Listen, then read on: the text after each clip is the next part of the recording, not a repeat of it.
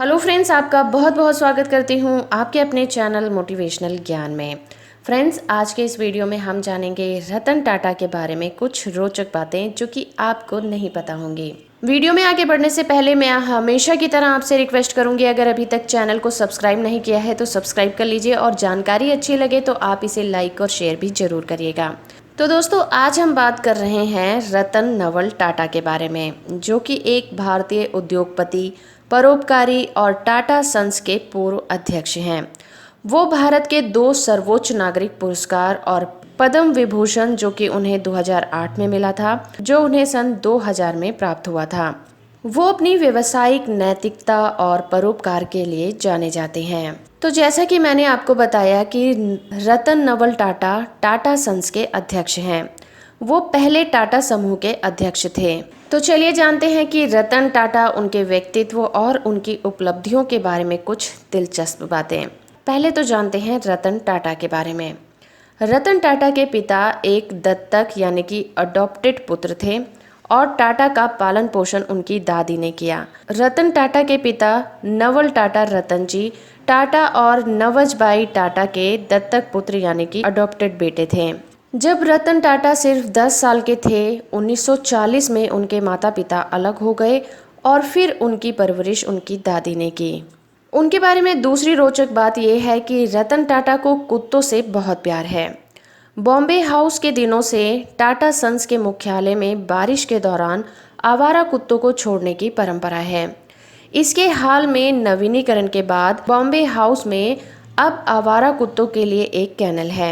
ये कैनल खिलौने, खेल क्षेत्र, पानी और भोजन से सुसज्जित है। परंपरा को जारी रखते हुए रतन टाटा को एनाइन के लिए अत्यधिक प्यार भी है। उसके पास 2 पालतू कुत्ते हैं और वो उनकी बहुत ही प्यार से देखभाल करते हैं। कुत्ते का नाम टीटो और मैक्सिमस है। रतन टाटा की पहली नौकरी टाटा स्टील में थी, जो उन्होंने 1961 में शुरुआत किया था। उनकी पहली जिम्मेदारी ब्लास्ट फर्नेस और फावड़ा चूना पत्थर का प्रबंधन करना था। वो 1991 में टाटा ग्रुप के अध्यक्ष बने। जब वो 21 साल के थे, उन्होंने टाटा समूह के लिए एक अंतर्राष्ट्रीय स्तर पर पहचान बनाई। ये सब उनके व्यावसायिक कौशल के माध्यम से संभव हो सका था। नैनो कार रतन टाटा की सबसे प्रिय परियोजना है। 2009 में उन्होंने एक ऐसी कार बनाने का वादा किया जिसकी कीमत केवल 1 लाख रुपए होगी। उन्होंने समाज से अपने वादे को निभाने के लिए अपने प्रयासों में सबसे अच्छा योगदान दिया। इसके अलावा उनके पास कारों का अच्छा संग्रह भी है। रतन नवल टाटा को कारों का बहुत शौक है। उनके पास Ferrari, California, Cadillac XLR, Land Rover Freelander, Chrysler Sebring, Honda Civic, Mercedes Benz S class, Maserati, Mercedes Benz 500 SL, इसके अलावा जैगुआर XFR सहित बहुत ही ऊंची रेंज वाली कारों का एक अद्भुत संग्रह भी है। इसके अलावा रतन टाटा एक कुशल पायलट भी हैं।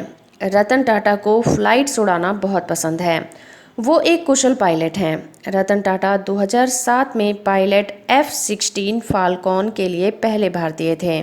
उन्होंने 2010 में रतन टाटा ने हार्वर्ड बिजनेस स्कूल के लिए एक कार्यकारी केंद्र बनाने के लिए $50 मिलियन की राशि जमा की, जहां से उन्होंने अपनी कॉलेज की शिक्षा प्राप्त की। हाल ही में उसे टाटा हॉल नाम दिया गया था। उनके सामने नेतृत्व में टाटा समूह का राजस्व 40 गुना से अधिक बढ़ गया। 50 गुना से अधिक मुनाफा हुआ। 1991 में केवल $5.7 बिलियन कमाने वाली कंपनी ने 2016 में लगभग $103 बिलियन कमाए थे। ये कहा जाता है कि रतन टाटा एक इंसान के लिए एक रत्न है, एक देशभक्त हैं, एक सफल व्यवसायी हैं और एक परोपकारी भी हैं। रतन टाटा ने टाटा समूह को रखने में महत्वपूर्ण भूमिका निभाई है और विस्तार से भारत को वैश्विक मानचित्र पर एक आर्थिक बल के रूप में माना जाता है और इससे भारत को अपने सबसे घातक रूप में जीवित रहने में मदद मिली है।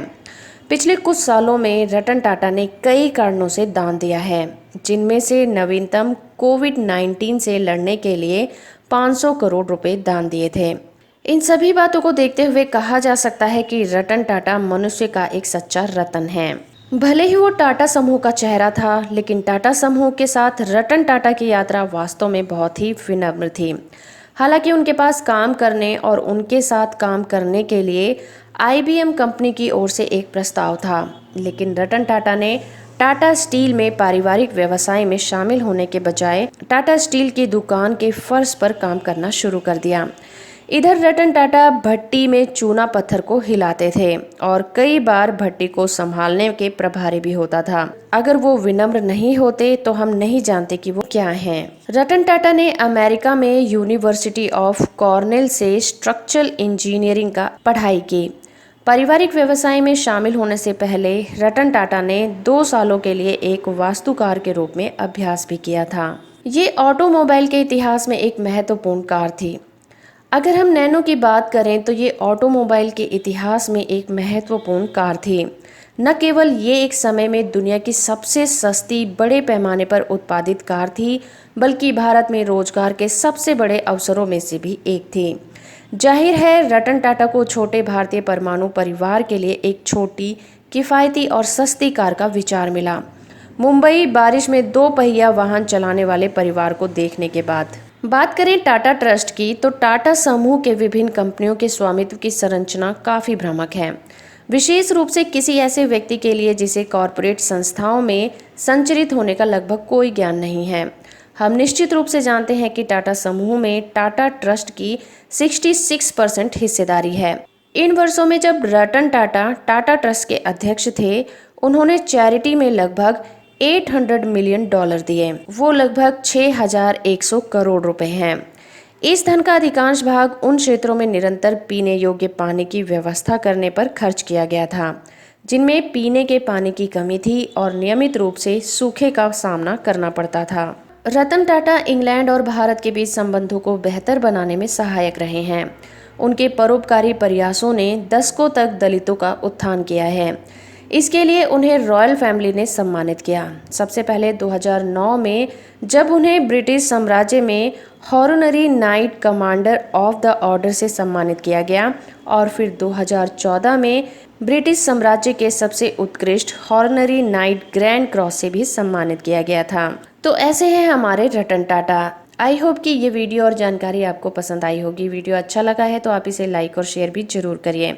चैनल पर नए हैं तो चैनल को सब्सक्राइब कर लीजिए, साथ में ऑल नोटिफिकेशन बटन को ऑन कर दीजिए ताकि जब भी मैं कोई नई वीडियो अपलोड करूं आपको उसके नोटिफिकेशन मिलते रहें।